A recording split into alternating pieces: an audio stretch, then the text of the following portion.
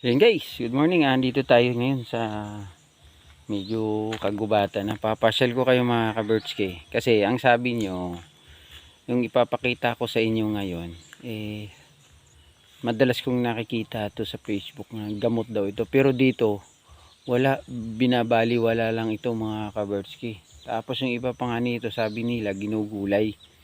Pero dito sa probinsya ng Aklan mga ka-Birchke, ano lang yan, damo lang yan dito.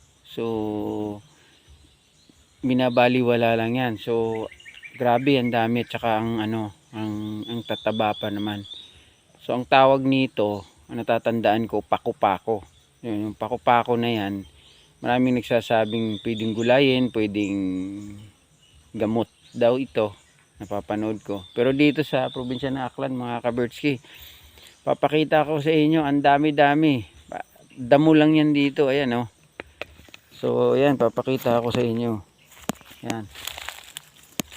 Ito yung dahon niya, damo lang to dito mga ka-Birchke, ayan oh.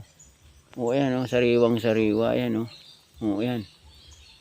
So, nakikita nyo yan dito mga ka-Birchke, ang dami, ayan, hanggang doon sa dulo, ayan oh.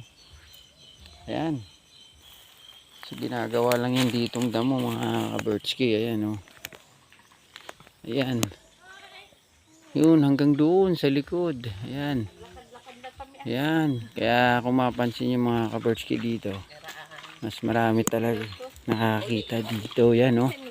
Ayan, so ang kakapal. Oh, ayan, oh. Ayan, sariwa pa yung gubat dito mga ka-Birchke. Ayan, oh. Hanggang dyan, oh. Ayan. Ayan. So, ayan, yung mga makikita nyo dito mga ka-Birchke. Mga pako-pako. Ayan. Ayan. So, yan. Naipakita ko sa inyo mga ka-Birchke. Sana na-enjoy nyo yung adventure na binibigay ko sa inyo mga ka-Birchke dito ha.